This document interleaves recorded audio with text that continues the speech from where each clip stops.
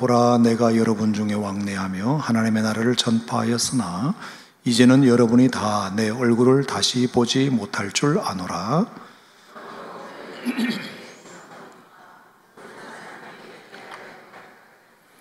이는 내가 꺼리지 않고 하나님의 뜻을 다 여러분에게 전하였음이라.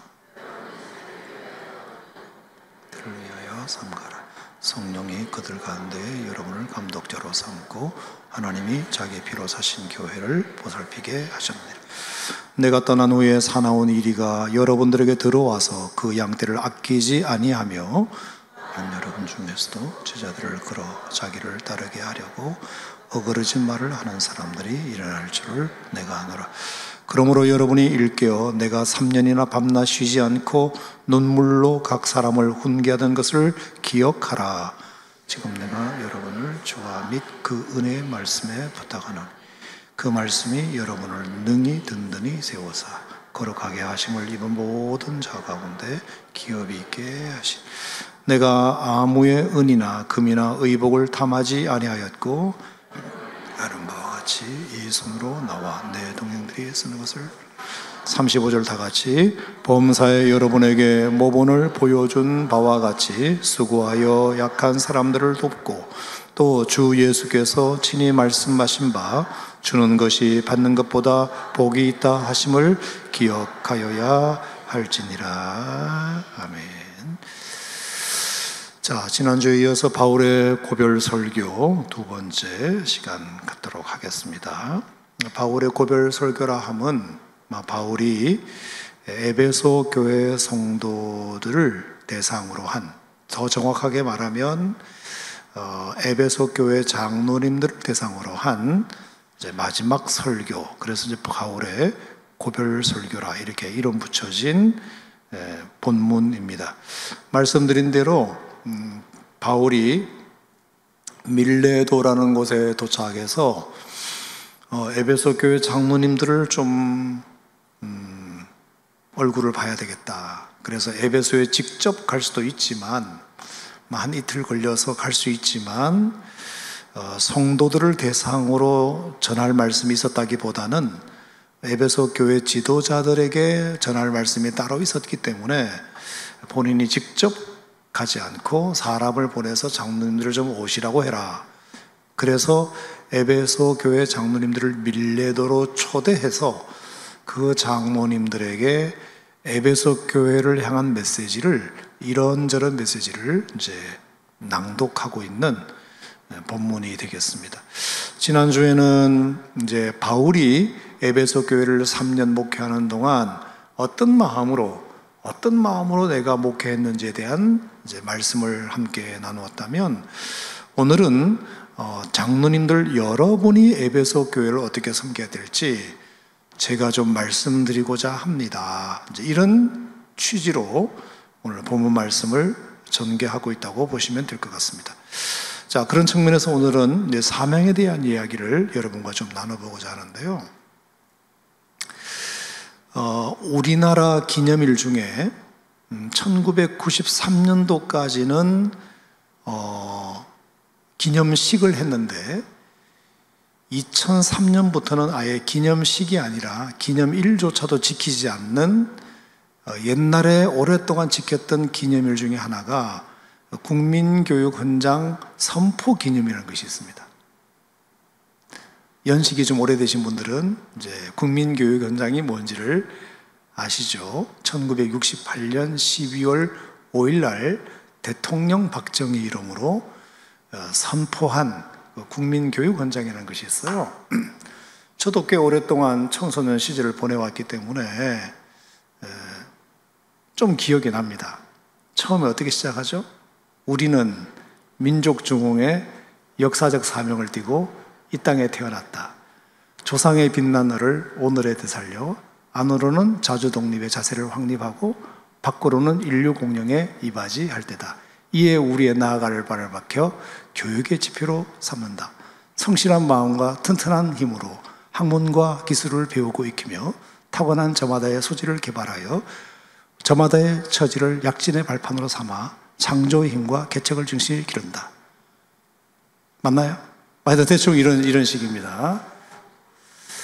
능률과 실질을 숭상하고 경애와 신의에 뿌리 박은 상부상조의 전통을 이어받아 명랑하고 따뜻한 협동 정신을 북돋운다, 뭐 이런 식으로 되는 국민교육 헌장이었습니다. 역사의 평가는 뭐 다양한 것 같습니다. 지금도 국민교육 헌장 같은 건 필요하다.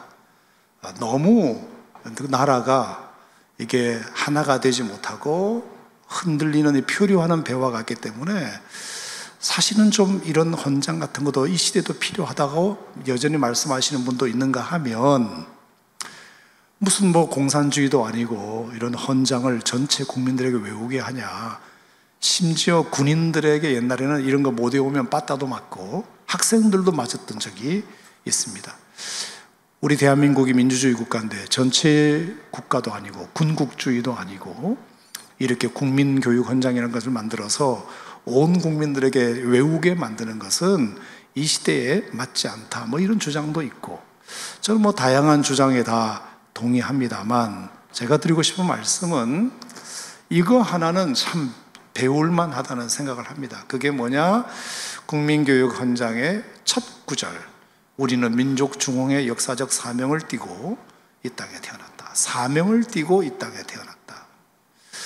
대한민국 국민으로 살아가면서 자유도 좋고 권리도 좋고 다 좋지만 대한민국 국민으로 사는 한 사명도 있다. 대한민국 국민으로서.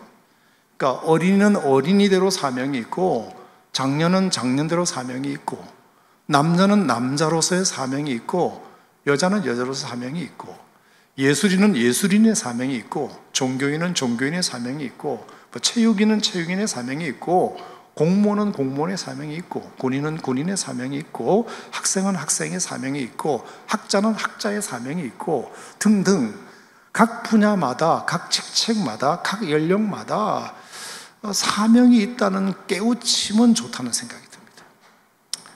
우리가 그냥 권리만 내세우지 말고 마음대로 할 수 있는 자유만 우리가 주장할 것이 아니라, 그래도 한 나라의 국민의 한 사람으로서 이 나라를 위해서 내가 어떤 사명이 있는지, 어떤 자리매김을 해야 하는지를 한번 생각해 보는 것은 나쁘지 않다, 그렇게 생각합니다. 여러분, 하물며 하나님의 나라이겠습니까? 대한민국이라는 한 나라에 살고 있는 국민으로서도 대통령 박정희는 민족 중흥의 역사적 사명을 띠고 우리가 이 땅에 태어났다고 했건만, 우리가 하나님 나라의 백성으로서 거듭나서 주님의 나라의 백성으로 다시 태어난 우리들에게 왜 사명이 없겠습니까? 물론 우리가 구원받은 은혜, 천국 백성 된 은혜, 죄사함 받은 은혜, 거듭난 은혜, 영생 받은 은혜, 천국 갈 수 있는 은혜, 뭐 하나님을 아버지로 섬길 수 있는 은혜, 성령이 우리 안에 거하시는 은혜 등등, 하나님께서 우리로 하여금 구원받은 백성들에게 너무나 많은 은혜를 주시고 그 은혜를 누리면서 살도록 허락하신 것은 감사한 일이지만, 동시에 하나님 나라 백성 개개인 한 명 한 명 한 사람 한 사람에게 나름 주신 사명이 있다는 것에 대해서 저는 동의할 수 있어야 된다고 생각하는데, 여러분들도 동의하시면 아멘 하시기 바랍니다. 그래서 하나님이 우리에게 직분도 주시고 은사도 주시고 달란트도 주신 겁니다. 각자 개인이 새신자든 기신자든 오래된 신자든 처음 나온 신자든 간에 우리가 하나님 나라의 백성이 된 이상 우리에게는 다 각자 사명이 있다. 그래서 베드로서에도 보면 너는 택한 족속이요 왕같은 제사장들이요 거룩한 나라요 하나님의 소유된 백성이니, 그 다음에 이는 영어에 so that may 용법 있잖아요. 이는 뭐뭐하게 하려 함이라. 너는 택한 족속이요 왕같은 제사장들이요 거룩한 나라요 하나님의 소유된 백성이다. 이런 엄청난 권리를, 특권을 주신 것은 이는 너희를 어두운 가운데서 불러내어 그의 기이한 빛에 들어가게 하신 자의 아름다운 덕을 선전하게 하려 함이라. 아멘. 하나님께서 이렇게 소중한 직분을 우리에게 주신 것은 그냥 우리가 그것을 누리고 안주하라고만 주신 것이 아니라 이는 목적이 있다. 너희를 어두운 데서 불러내어 그의 기이한 빛에 들어가게 하신 자의 아름다운 덕을 우리가 선포하는 사명을 위해서 하나님이 우리에게 이런 택한 족속, 왕같은 제사장, 거룩한 나라, 하나님의 소유된 백성이란 직분을 주셨다. 자, 동의하십니까 여러분? 우리가 그러므로 한 교회를 다니면서도 마찬가지 하나님 나라의 작은 공동체에 우리가 소속된 사람으로서 직분이 있든 없든 내가 나름 다 한 사람 한 사람이 사명이 있다는 것은 우리가 꼭 기억하고 가야 할 부분이다. 하물며 여러분, 그래서 교회에서 어떤 직분을 주신 것은 다 사명 때문에 부르기 좋으라고 주신 것이 아니고 교회 좀 오래됐으니까 뭘 좀 적당한 직분 하나 이렇게 주어서 부르기 좋은 이름, 마치 교회에서 서열을 매기는 듯한 그런 의미로 교회에서 직분을 드리는 것은 아니라는 것은 여러분도 잘 아시지 않습니까? 예컨대 우리가 집사라는 직분을 여러분들에게 부여했다면 집사가 뭐죠? 잡을 집자의 일사자죠. 일을 잡고 있는 사람이에요. 그러니까 교회에서 뭔가 맡은 일이 있는 사람이 집사예요. 공식적으로 부여된 직분이든 아니면 개인이 내가 이거 하면 좋겠다고 선택하여 한 직분이든 간에 어쨌든 교회에서 내가 뭔가 사역하는 것이 있어야 되고 섬기는 일이 있어야 집사라는 직분에 합당한 거죠. 집사라고 부르기 좋은 이름을 드리고 싶어서가 아니라 뭔가 사명이 집사에게 있기 때문에 그런 거죠. 권사도 마찬가지죠. 권할 권자 아닙니까? 그래서 권면하고 위로하는 직분이죠. 상처받은 사람, 아픈 사람, 병든 사람, 소외된 사람, 외로운 사람, 이런 사람들 권면하고 위로하라고 권사님 드린 거죠. 권사님. 장로도 마찬가지죠. 길장자의 늙을 노자. 오래 믿은 사람이에요. 오래 믿은 사람이에요. 장로. 아무래도 다른 사람들보다 오래 믿었으니까, 아무래도 다른 사람들보다 말씀을 들어도 더 많이 들었을 테니까, 아무래도 우리 신앙생활이 덜 들은 사람보다 훨씬 더 성숙하고 본이 될 만하지 않겠느냐. 그래서 우리가 장로라는 직분도 드리는 거죠. 누구보다도 하나님 말씀을 많이 들었을 테니까, 교회를 오래 다녔으니까, 뭔가 교회가 어떨 때 어려워지고 어떨 때 부흥된다는 것을 누구보다도 경험치로 알고 있기 때문에 오래 믿은 자로서 누군가에게 좀 본이 되라고 주신 직분이 아닌가 그렇게 생각합니다. 그래서 갓 믿은 신자가 오래된 장로님들을 보고 예배는 저렇게 드리는 거구나. 저렇게 10분 일찍 그래도 와서 기도로 준비하는 게 저게 예배 드리는 거구나. 장로님이 되어가지고 10분 뒤에 오는 것이 아니라 10분 전에 일찍 와서 조용히 앉아서 하나님 앞에 오늘 예배를 위해서 기도하고 말씀 주실 목사님을 위해서 기도하고 예배를 섬기고 있는 모든 분들을 위해서 기도하는 그 모습을 갓 믿은 신자가 보고 저렇게 예배는 드리는 거구나. 본이 되라고 장로라는 직분을 주신 거 아닙니까? 기도하는 모습도 마찬가지, 찬양하는 모습도 마찬가지, 말씀을 듣는 모습도 마찬가지.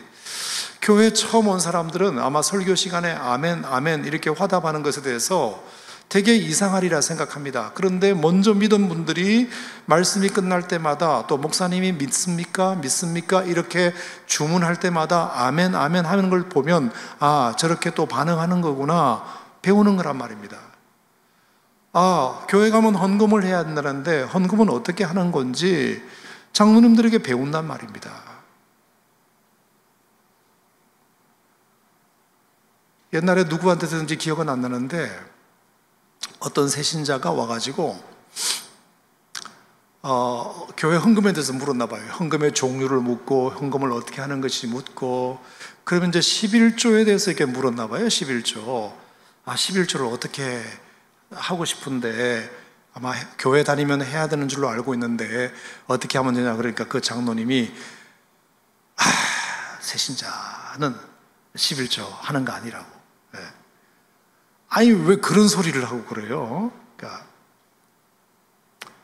여러분, 우리가 예배를 드리거나 기도를 하거나 찬송 생활하거나 또 봉사하거나 또 헌금을 드리거나 이런 일이 있을 때 본이 될 사람이 필요하잖아요. 본이 되는 사람이. 목사님의 가르침을 통해서도 배우지만 사실은 먼저 믿은 사람들을 보고 배우는 것도 많거든요. 아멘입니까? 그러니까 하나님께서 우리에게 그런 직분자들을 주셨단 말입니다. 또 어떤 갈등이 생겼을 때 그 갈등을 어떻게 조정하고 그 갈등을 어떻게 화해시키고 이런 것들, 시험에 들었을 때 어떻게 그것을 극복하고 인내하는지를 배우는 거, 교회 생활에서 우리가 배워야 할 것들이 얼마나 많아요.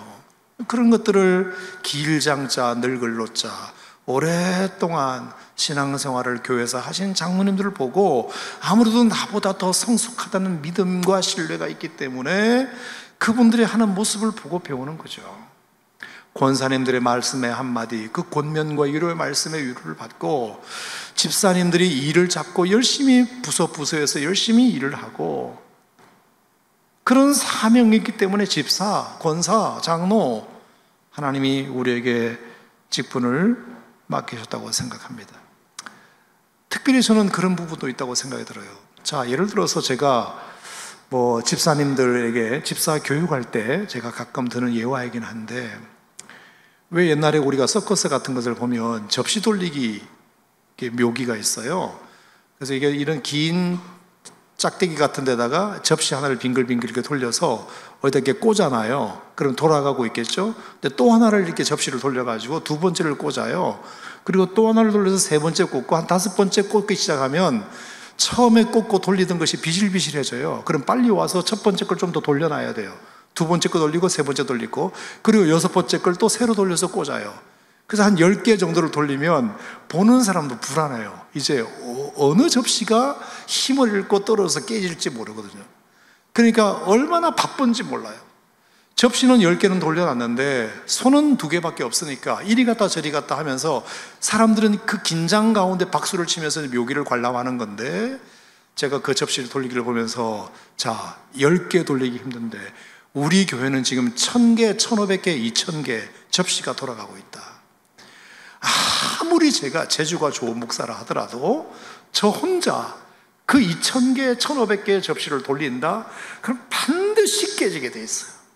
내가 무슨 재주로 혼자서 2000개 접시를 돌립니까? 그래서 목사 혼자서는 절대로 안 된다. 그래서 함께 접시를 돌려줄 분이 필요하다. 물론 우리 교회 부목사님들, 전도사님들도 그에 해당될 수 있겠고, 교육자들만 가지고도 10명 교육자 가지고 어떻게 2000명을 돌립니까? 어딘가는 깨지는 소리가 납니다. 그러면 평신도 주자들이 제가 좀 접시를 돌려드리죠. 그래서 각각 구역을 맡아서, 부서를 맡아서, 책임을 맡아서 그 접시는 내가 돌리겠다. 이런 마음으로 우리가 함께 해야 이 위태위태한 이 접시와 같은 성도들이 깨지지 아니하고 계속해서 살아있는 접시가 될 수 있는 것 아닙니까? 여러분에게 접시라고 비유해서 죄송한데 쉽게 설명드리기 위해서. 왜 성도는 깨지기 쉬운 그릇과 같은 존재거든요. 계속 보살피지 않으면 확실히 깨져요. 쉽게 깨져요. 저절로 돌아가는 접시는 없어요. 누군가는 돌려줘야 돼요. 또 힘을 잃으면 가서 돌려줘야 되고, 그러니까 절대로 혼자서 할 수 없다. 그래서 제가 집사 교육할 때 제가 꼭 이제 읽는 성경 본문 하나가 있는데요. 제가 말이 나왔으니까 여러분과 같이 한번 읽고 가겠습니다. 자, 신명기 1장 말씀을 한번 볼까요? 신명기 1장. 자, 신명기 1장 구약 성경.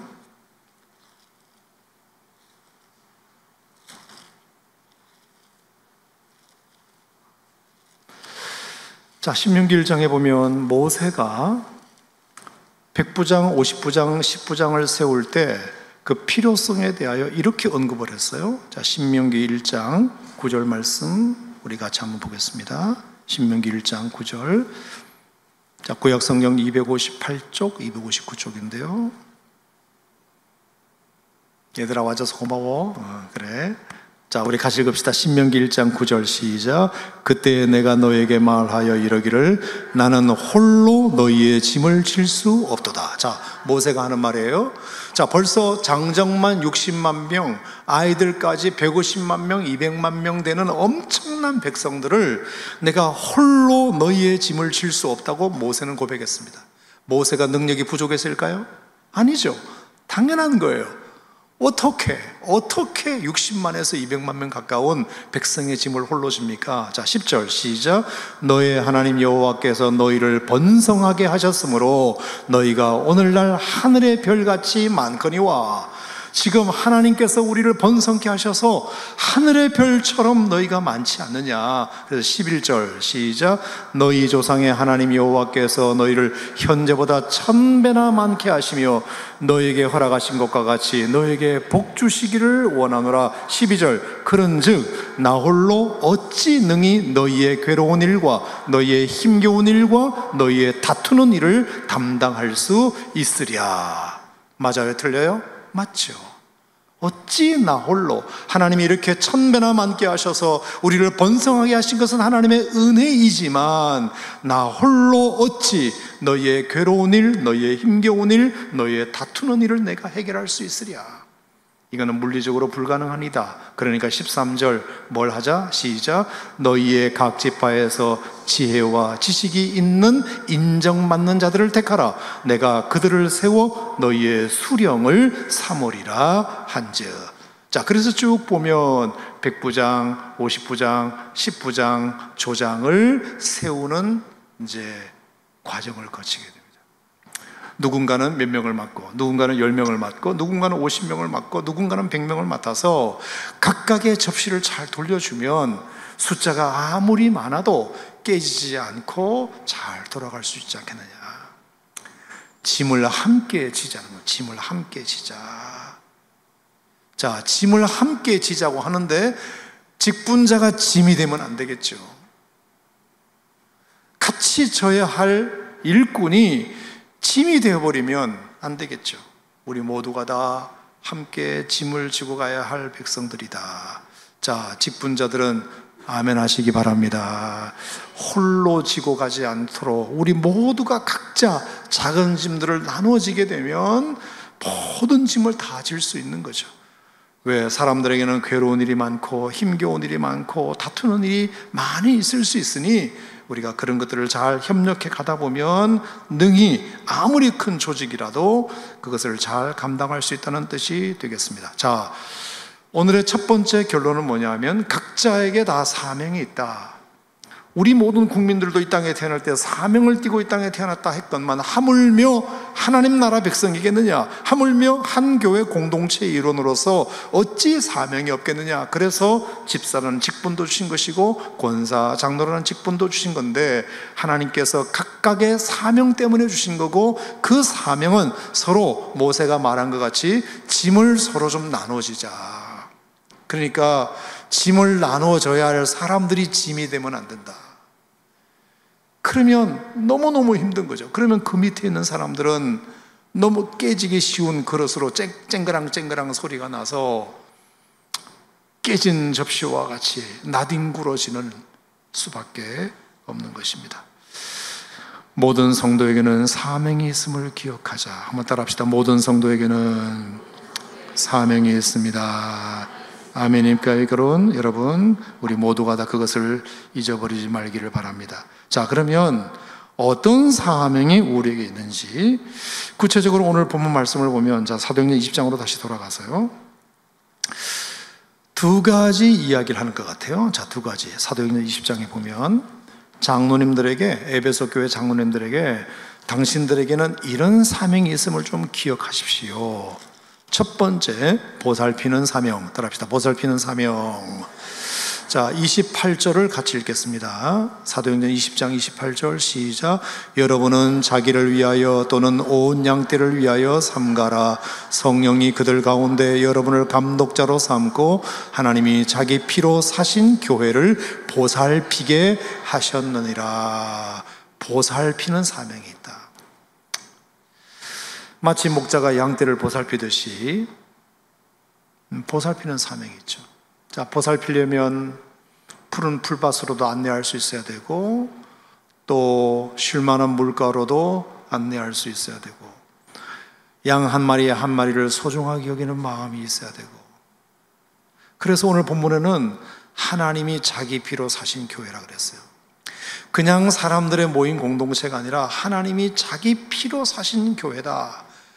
얼마나 소중한 존재인지, 얼마나 소중한 교회인지 내가 내 핏값을 주고 산 교회라고 주님이 이렇게 말씀하셨습니다. 여러분, 저는 가끔 여러분들에게 드리는 얘기지만 십자가가 저는 두 가지 의미가 있다고 늘 주장하고 있거든요. 첫 번째, 십자가는 내 죄의 크기다. 내 죄의 크기. 내 죄와 허물이 얼마나 크면 하나님의 아들이 십자가에 죽지 않고서는 해결할 수 없을 문제이기 때문에 십자가를 친 거죠.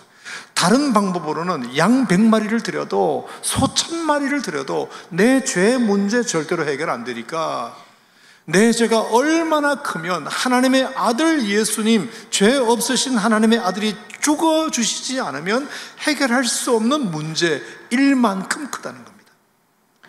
아무리 돈을 많이 들여도 내 문제가 해결 안 되고, 그 어떤 보석을 해도 해결이 안 되고, 오직 하나님의 아들 예수님이 직접 이 땅에 오셔서 십자가에 피 흘려 죽어야만 내 죄의 문제가 해결될 만큼의 죄의 크기다.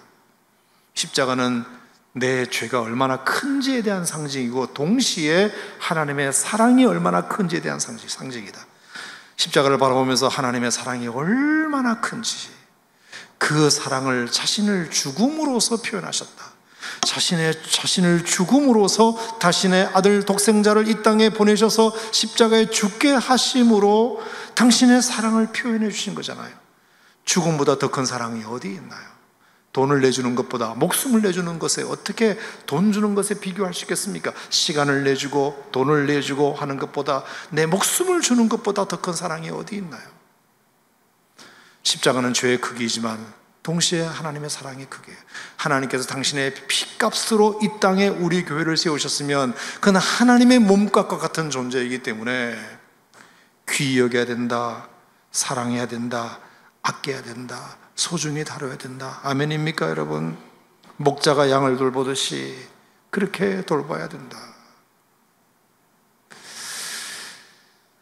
지난 수요일인가요? 이번 주 말고 수요일 저녁 예배 끝나고 이제 집에 가서 씻고 이제 잠잘 옷으로 갈아입고, 그리고 이제 누울 태세를 하고 있는데 전화가 집사님에게 왔어요. 어느 권사님이셨나 봐요. 제가 전화기 바깥으로 돌리는 소리를 들어보니, 사모님 빨리 좀 와요, 빨리 좀 와요. 밤 10시가 넘었는데 빨리 좀 와요. 자려고 이제 뭔가 지금 다 채비를 갖췄는데, 나 지금 마귀에게 너무 힘들어서 지금 빨리 와서 예배 드려줘요. 그래서 권사님의 그 다급한 목소리를 듣는데, 집사님이 나한테 물어보지도 않고 갈게요 이렇게 하더라고요. 그래서 집사람은 혼자 보낼 수 없으니까 다시 또 잠옷을 벗고 옷을 갈아입고 뚜벅뚜벅 나섰어요. 나름 그날 급하셨어요, 그 권사님은. 그래서 예배 드려드리고 기도해드리고 찬송 불러드리고 성경 구절 하나 읽고 뭐 하니까 11시 넘어서 집에 돌아오긴 했는데, 문제는 그 문제가 제가 볼 때는 그것이 어떤 문제라고 판단하기 전에 그분에게는 어쨌든 죽을 만큼 힘들어서 오죽하면 우리에게 전화했겠냐, 밤 10시가 늦은 시간이라는 것을 그분이 모르셨겠냐. 하지만 나 좀 도와줘요, 그 다급한 목소리에 침 챙겨서 갈 수밖에 없는 것이, 성경책 등 하나 들고 왕진 가는 것이, 그건 저희들에게는 당연한 사명이죠. 당연한 사명이에요. 여러분, 제가 그러면서 느낀 바가, 그래, 이 정도 조직에서 이렇게 24시간 언제든지 무슨 일인지 날 수 있는 구조다, 우리 교회가. 여러분, 제가 매주 금요일마다 이제 교육자 회의를 주재하고 성도님들의 동향을 이렇게 쭉 받아요. 보고를 받아요.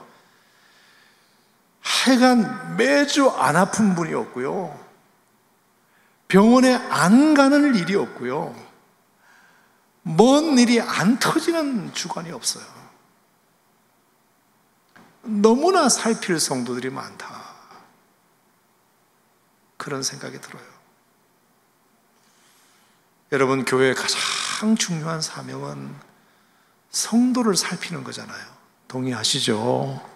그러면 여러분이 목자시라면, 여러분이 교사시라면, 또 여러분이 어떤 권사님이고 장로님이라면, 여러분이 목회자라면 기본이 성도를 살피는 거잖아요. 살피고 적절한 조치를 취하고 기도해드리고 위로해드리고 권면해드리고, 그게 우리에게는 정말로 뗄래야 뗄 수 없는, 피할 수 없는, 피해서도 안 되는 그런 사명이다, 그렇게 생각하고, 여러분 이 짐을 좀 같이 나눠줘 주셨으면 좋겠어요. 저 혼자 우리 목사님들 몇 분 접시 못 돌려요. 우리 함께 그냥 같이 이렇게 돌려야 이 깨지기 쉬운 그릇과 같은 성도들을 우리가 잘 살필 수 있으리라 생각하고, 초등부 아이들에게는 또 초등부 아이들 나름대로 또 고민과 아픔이 있을 테니까 그 아이들을 살펴주고 그렇게 하는 것이 필요하다고 생각합니다. 보살피는 사명이 있다. 동의하시면 아멘. 또 하나는 지키는 사명입니다. 지키는 사명. 자, 어디에 그런 말씀이 있느냐 하면, 자, 29절, 30절 같이 읽겠습니다. 시작. 내가 떠난 후에 사나운 이리가 여러분들에게 들어와서 그 양떼를 아끼지 아니하며, 또한 여러분 중에서도 제자들을 끌어 자기를 따르게 하려고 어그러진 말을 하는 사람들이 일어날 줄을 내가 아노라. 자, 양떼들이 모여 있다 보니까 사나운 이리가 꼭 노려보는 거죠. 양떼들이 모여 있으니까 저거 밥이다 이렇게 생각하고, 사나운 이리가 여러분에게 들어와서 그 양떼를 아끼지 아니하며, 외부에서 사나운 이리가 들어온다, 지켜야죠. 울타리를 쳐서 지켜야죠. 그 사명도 사실 우리에게 있는 거예요. 그리고 또 여러분 중에서도, 자, 여러분 중에서도란 말은 내부에서도 일어나는 일이 있어요. 제자들을 끌어 자기를 따르게 하려고 어그러진 말하는 사람들이 일어난다. 바깥에서는 사나운 이리가 공격하고 안에서도 어그러진 말로 자기를 따르게 하고 공동체를 흐리는 사람들이 있다. 여러분, 어그러진 말이라는 말이 뭘까요? 이치에 맞지 않는 말을 말합니다. 성경의 뜻에 맞지 않는 말, 교회를 지키는데 방해가 되는 말, 성도를 세우는데 방해가 되는 말, 내 믿음의 성장에 도움이 되지 않는 말, 그런 어그러진 말로 교회 공동체를 흐리고 교회 분위기를 흐리고, 그런 사람들이 교회 안에도 있다, 교회 밖에도 있다. 사나운 이리가, 이단들이 우리를 노려볼 수 있고, 안에서도 어그러진 말로 우리를 흩트릴 수 있으니 우리가 그것을 잘 살펴서 지켜야 된다. 동조하지 말고 지켜야 한다. 문 열어주지 말고 걸어 잠궈야 된다. 우리가 이런 일이 있어야 된다. 여러분, 교회가 만만한 공동체가 아니에요. 여러분도 다 느끼시겠지만, 그러니까 우리 서로가 이 모든 일이 우리에게 사명이 있다. 절대로 목사님들에게만 있는 것이 아니다. 장로님들을 초대하여 말씀하신 거잖아요. 장로님들, 에베소 교회 장로님들을 밀려도에 초청해서 부탁합니다. 제가 마지막으로 부탁합니다. 당신들에게도 사명이 있습니다. 보살피는 사명이 있습니다. 지키는 사명이 있습니다. 사나운 일일 때부터 지켜야 됩니다. 안에서 어그러진 말을 하는 사람들로부터도 지켜야 됩니다. 교회를 잘 지켜주십시오. 이렇게 부탁하는 겁니다. 바울이 떠나더라도 여러분들에게 잘 부탁드립니다. 장로님들 꼭 지켜주십시오. 에베소 교회를 얼마나 사랑하면 바울이 이렇게까지, 그 마지막까지 이렇게 부탁하고 가겠습니까? 아마 그래서 그런지 저는 이 장로님들이 그 직분을 잘 감당했다고 저는 봅니다. 자, 그 증거가 에베소 교회를 향한 요한계시록 7교회의 메시지 중에 나옵니다. 자, 요한계시록 2장을 잠깐 보겠습니다. 자, 그 장로님들이 그 사명을 다 했는지 안 했는지를 한번 보겠습니다. 자, 요한계시록 2장을 가겠습니다. 자, 에베소 교회 장로님들에게 에베소 교회 성도들을 잘 부탁합니다라고 이런저런 일을 부탁했습니다. 잘 살펴주시고 잘 지켜주시고 잘 부탁합니다라고 했는데, 사도 요한이 기록한 요한계시록 7교회 가운데 첫 번째 에베소 교회에 보내는 편지에 그 내용이 소개되고 있습니다. 자, 2장 2절 같이 읽겠는데요. 자, 에베소 교회를 향하신 편지입니다. 시작. 내가 내 행위와 수고와 내 인내를 알고 또 악한 자들을 용납하지 아니한 것과 자칭 사도라 하되 아닌 자들을 시험하여 그의 거짓된 것을 네가 드러낸 것과 또 네가 참고 내 이름을 위하여 견디고 게으르지 아니한 것을 아노라. 자, 보세요. 악한 자들을 용납하지 않고 자칭 사도라 하되 아닌 자들을 시험하여 거짓된 것을 네가 드러내고, 자, 사나운 이리로부터 지켜내고 어그러진 말로 공동체를 흐리지 않도록 장로님들 에베소 교회를 잘 살펴주세요 라고 부탁한 그 결과가 어떻게 됐다고요? 잘했다. 사도 요한이 그렇게 지금 칭찬하고 있는 것 아닙니까? 악한 자들을 용납하지 아닌 것과 자칭 사도라 하되 아닌 자들을 시험하여 거짓된 것을 네가 잘 드러내고, 그리고 잘 보살피고 수고와 행위와 인내와 견디고 게으르지 아니한 것을 내가 아노라. 성도들을 보살피려면 얼마나 많은 수고와 게으르지 아니한 부지런함이 있어야 되겠습니까? 그러니까 종합적으로 말해보면 에베소 교회 장로님들은 그 에베소 교회를 잘 지켰다고 보는 거죠.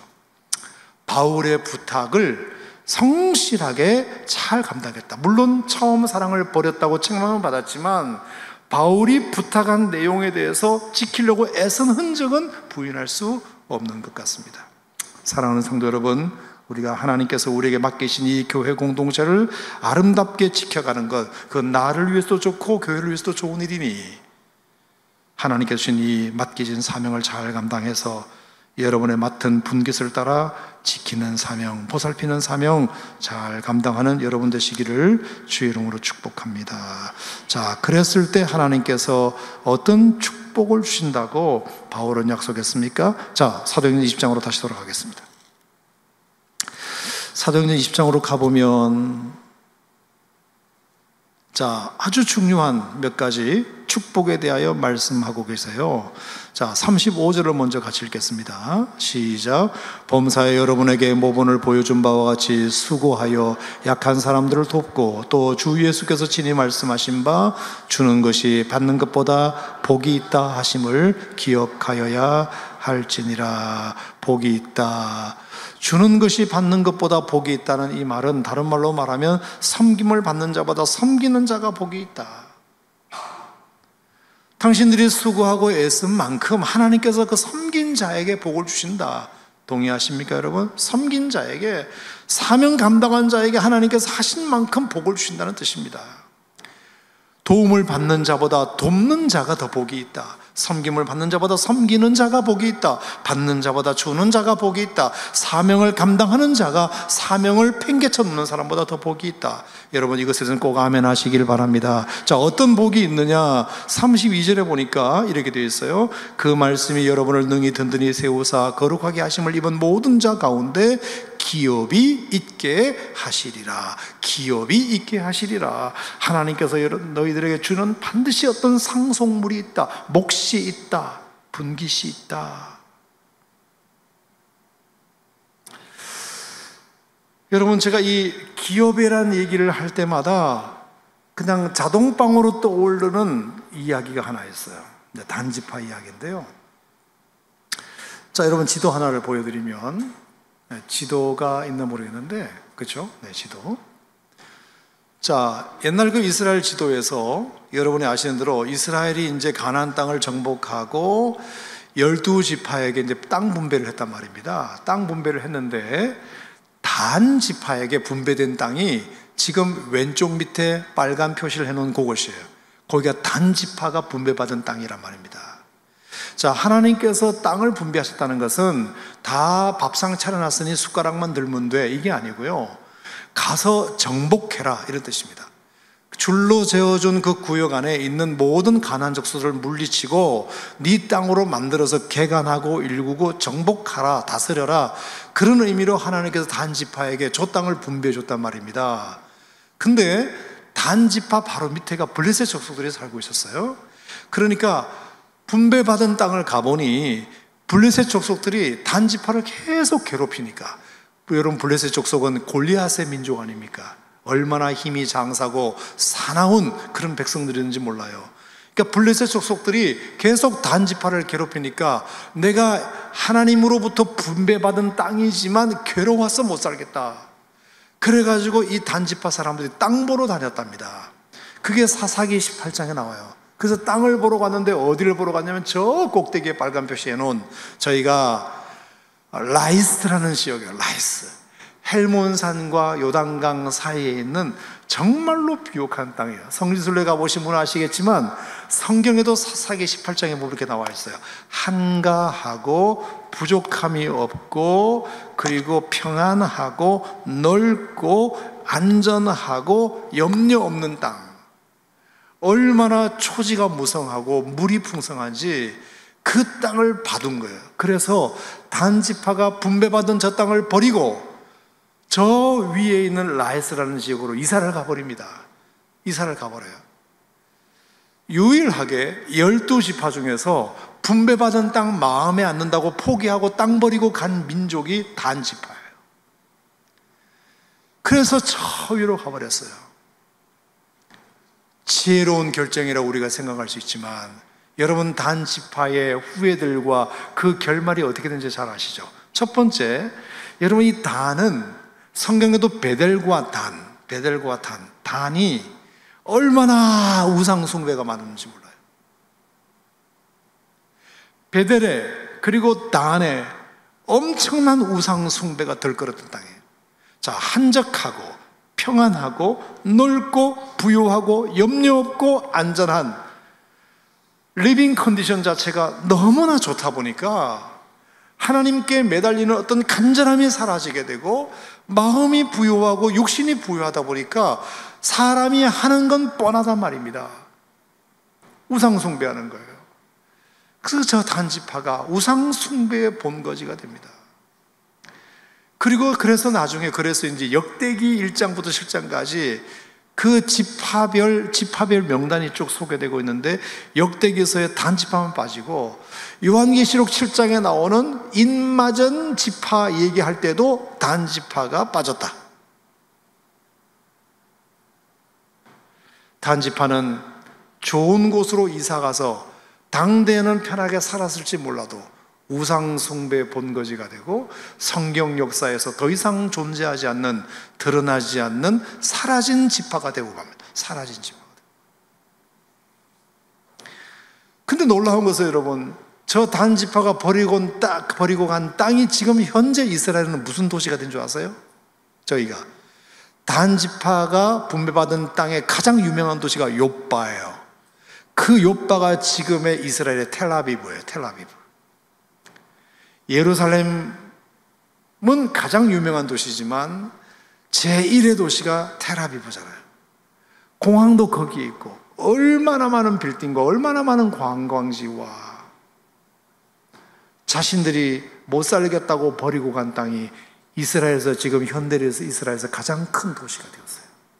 제가 드리고 싶은 말씀은, 하나님께서 분배받은 주신 땅이 비록 척박하고 위험하고 어렵고 힘들지라도 하나님께서 주신 데는 뭔가 감당할 만한 능력이 있기 때문에 하나님이 감당할 시험밖에는 허락하지 않는다고 하셨으니까, 능히 우리가 감당할 능력이 되니까 하나님이 줬다고 생각하고, 힘들고 어렵지만 감당하면 결국 나에게 기업이 되고 복이 된다, 이 말씀을 드리고 싶은 것입니다. 아멘입니까 여러분? 꼭 기억하시고, 힘들고 어려울지라도 하나님 앞에 기도하시고 사명 감당하시면 하나님께서 여러분들에게 복을 주실 줄 믿습니다. 자, 마지막으로 그러면 어떤 자세로 사명을 감당해야 할 것인가? 사도행전 20장 32절 말씀만 읽고 마치겠습니다. 자, 32절 다 같이 시작. 지금 내가 여러분을 주와 및 그 은혜의 말씀에 부탁하노니 그 말씀이 여러분을 능히 든든히 세우사 거룩하게 하심을 입은 모든 자 가운데 기업이 있게 하시리라. 자, 여기 보면 에베소 교회 장로님들에게 바울이 부탁하면서 무엇에 근거하여 부탁한다고 했느냐 하면은 그 은혜의 말씀에 부탁하노니 그 은혜의 말씀이 여러분을 능히 든든히 세워갈 줄 믿는다. 자, 그래서 오늘의 말씀의 결론도 지금 연 4번째 똑같은 결론을 낼 수밖에 없어요. 은혜의 말씀에 부탁한다. 하나님의 말씀에서 우리가 배운 가장 소중한 지식이 뭡니까? 하나님 말씀을 통해서 우리가 은혜가 뭔지를 아는 것이 하나님 말씀을 통해서 우리가 배워야 할 가장 소중한 지식이라고 생각합니다. 은혜를 아는 지식이에요. 은혜를 아는 지식. 저는 주보에 저희 교회 새롭게 등록하셔서 이제 등록 카드를 내신 분 등록 소감을 적는 난이 있는데 아마 주보에 이번 주도 보면 뭐 그런 게 돼 있을 텐데 우리 교회 어떻게 해서 등록하셨습니까? 뭐 등록 소감 한번 간단하게 적어보세요 하면 뭐 말씀이 좋아서요, 뭐 이런 거 분위기가 좋아서요, 찬양에 은혜 받았어요, 이런 등등이 이제 그 등록 소감으로 대부분 많이 나와서요. 고맙죠. 부족한 저의 설교를 말씀이 좋다고 해주시니까 기분이 나쁘지는 않아요. 근데 정말로 제가 바라는 것이 있어요. 처음 교회를 선택하는 어떤 동기는 그럴 수 있을지라도 그것이 계속 그 이유만 가지고 교회를 다니면 안 돼요. 저는 여러분들에게 꼭 우리 교회를 통해서 배우기를 원하는 지식 하나가 있어요. 그게 은혜를 아는 지식입니다. 여러분, 은혜라는 것이 뭐예요? 받을 자격 없고 갚을 능력 없는 나에게 베푸시는 일방적 호의, 그것을 우리가 은혜라고 생각합니다. 은혜. 나는 세상에 살면서 교회를 다니지 않을 때는 내가 은혜라는 것이 몰랐다. 나 잘난 줄 알았다. 내가 하는 만큼 보상받는 건 줄 알았다. 나는 다 자격이 있는 줄 생각했다. 그래서 나를 이렇게 대우해 주지 않으면 나는 기분 나빠했던 사람이다, 데모했던 사람이다, 소리를 질렀던 사람이다, 주장했던 사람이다, 권리를 주장했던 사람이다. 그런데 내가 교회에 와서 하나님 말씀을 듣고 신앙생활을 해보니 나같이 자격 없는 사람이 또 없더라. 이걸 발견하는 거예요. 여러분, 진짜 은혜는 뭔지 아세요? 나의 작음을 알고 그분의 크심을 아는 겁니다. 나는 얼마나 작은 존재이고 그분은 얼마나 크신 존재인가. 나는 얼마나 부족한 존재인데 하나님이 나에게 이만큼 은혜를 주셨네. 여러분, 평생 우리가 기억해야 할 지식은 다른 건 몰라도, 성경 66권의 순서는 몰라도, 주기도문을 외우지는 못해도 여러분에게 정말 알아야 할 지식 중에 하나가 뭐냐? 은혜를 아는 지식입니다. 나가 연약하고 부족하고 벌레만도 못한 내가 하나님으로부터 이런 은혜를 받았네. 그래서 설교 끝나고 예배 끝나고 하면 은혜 받았다고 하는데, 여러분, 의미를 알고 말씀하시는지 모르겠어요. 설교가 좋았다는 말을 은혜 받았다는 말로 우리가 바꿔 쓰긴 하지만 실제 진짜 정확한 데피니션, 정의는, 은혜 받았다는 말의 정의는, 목사님 말씀을 듣고 보니, 오늘 예배에 내가 참석하고 보니 또 한 번 더 나의 자금을 알고 하나님의 크심을 알게 되었습니다. 내가 이렇게 부족하고 연약함에도 불구하고 하나님이 나에게 어떤 은혜를 베풀어 주셨는지를 내가 다시 알게 됐습니다.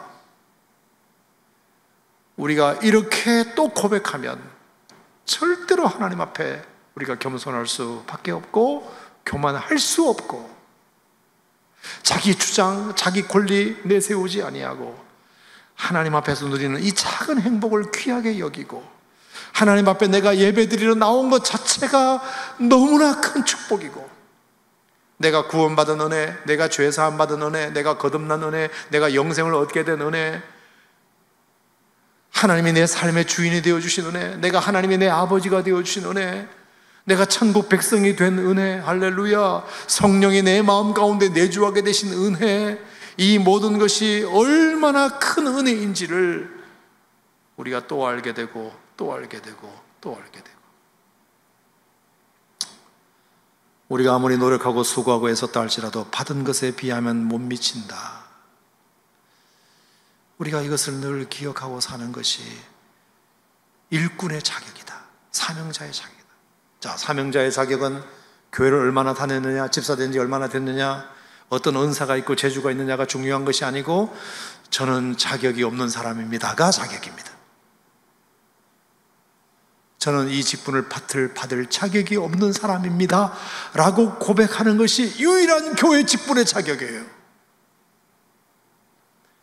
그렇게 말하는 사람은 자격이 있는 사람입니다. 저는 자격이 없습니다라고 고백하는 사람이 자격이 있는 사람이에요. 그러면 그걸 은혜로 알고 사역하게 될 테니까, 은혜로 알고 섬기게 될 테니까. 성전의 한 기퉁이를 쓸고 닦는 일을 하더라도, 남이 버려놓은 국수 찌꺼기를 청소하는 직분을 맡는다 하더라도, 화장실 변기 청소를 하는 한이 있더라도, 내가 이것을 바깥에서는 절대로 할 수 없는 일이고 돌아보지도 않는 일이지만 내가 하나님 앞에서 내가 받은 은혜가 뭔지를 알기 때문에 내가 그냥 성전의 문지기라도 줬사오니 이 마음을 가지고 하면 여러분, 그것이 다 여러분에게 복이 될 줄로 믿어요. 지켜보는 사람에게는 더 은혜가 돼요. 저 양반이 바깥에서 어떤 사람인지 내가 아는데 교회 와서는 한없이 낮아진 모습으로, 그래서 그 자매가 참 생각이 나요. 제가 오래전에 독일의 라이프치히 부흥회 갔을 때, 여러분 라이프치히에 게반트하우스 오케스트라라고 유명한 오케스트라가 있어요. 베를린 필하모니, 빈 필하모니, 게반트 오케스트라, 뭐 하우스 오케스트라 이런 게 있잖아요. 게반트 하우스 오케스트라의 제1 바이올리니스트예요. 그 라이프치히 한인교회 나오더라고요. 근데 나는 몰랐는데 집회 끝나고 밥 먹는데 담임 목사님이 설거지를 열심히 하고 난 자매를 등을 가리키면서, 목사님 저 자매가 누군지 알아요? 글쎄요, 설거지 열심히 하고 있는데요, 저 자매가 며칠 뒤에 우리가 공연 보러 가게 될 게반트하우스 오케스트라, 유럽의 3대 오케스트라, 그 오케스트라의 제1 바이올리니스트라고. 누구보다도 자기 손이 정말 억만짜리, 몇억 원짜리 손인데 그 손으로 비닐 장갑도 안 두르고 그냥 남이 먹은 설거지를 열심히 하고 있는 그 모습을 보면서 그 즐거움으로 감당하고 있는 모습을 보면서, 내가 나가면 어떤 사람인데 추워도 생각하지 않고 내가 하나님으로부터 받은 은혜를 생각하면 이런 것도 나는 감사하다. 그 자매가 절대로 못나서가 아니에요. 똑똑하지 않아서가 아닙니다. 기술이 없어서가 아니에요. 유명하지 않아서가 아닙니다. 늘 그 생각이 나요. 야, 정말 훌륭하다. 그리고 나서 며칠 뒤에 바하가 27년간 음악 감독으로 있었던 성 토마스 교회에 가서 3시간짜리 공연을 보는데, 게반트 하우스 오케스트라 제1 바이올리니스트인 그 자매가 앞에서 실제로 공연하는 모습을 보는데, 며칠 전에 설거지한 모습과 앞에서 이거 하는 모습을 오버랩되면서 얼마나 귀해 보였지. 저런 자매가 며칠 전에는 싱크대에다가 비닐 장갑도 안 끼고 설거지를 했단 말이야? 이 생각이 드는 거예요. 그분이 생각이 없어서가 아니에요. 하나님의 은혜를 아는 거죠. 내가 이렇게 훌륭하게 된 것, 하나님이 나에게 이렇게 기회를 주신 것, 나는 평생 갚아도 다 못 갚을 하나님으로부터 받은 은혜가 크기 때문에, 이렇게라도 하나님 앞에 내가 설거지를 통해서라도 뭔가 받은 은혜를 갚을 수 있다면 나는 그건 감사한 거고, 이런 기회라도 주셔서 감사하다. 이렇게 여기니까 무엇을 해도 자존심 상하지 아니하고 어떤 걸 해도 고마운 거예요. 감사한 거예요. 자, 여기까지 여러분, 우리가 교회 봉사하는 모든 봉사와 섬김이 다 그런 마음으로 해야 한다고 생각하는데, 동의하시면 아멘 하시기 바랍니다. 그러면 그게 다 자기에게 복이 됩니다. 복이 돼요. 하나님께서 기업으로 여러분들에게 복 주시라 그렇게 생각하고, 여러분 이 은혜가 평생 동안 여러분을 붙들고 가는 동력이 되기를 축복합니다. 이 은혜가 여러분을 넘어진 자를 일으키는 힘이 되기를 주의 이름으로 축복합니다. 말씀을 결론을 내리겠습니다. 우리 모두에게는 사명이 있다. 집사, 권사, 장로 다 사명이 있다.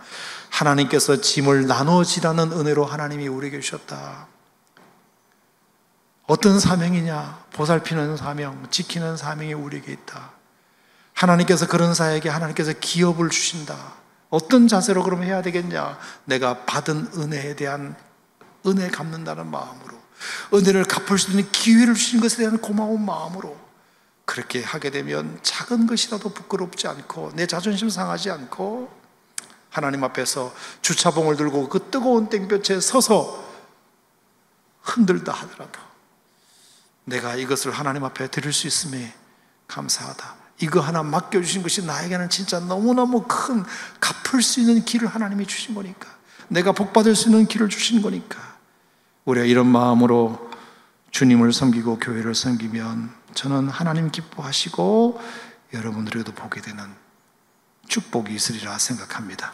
에베소 교회를 향한 그 장로님들에 대한 부탁이 오늘 저와 여러분들에게도 하는 부탁으로 들으시기를 주의 이름으로 축복합니다.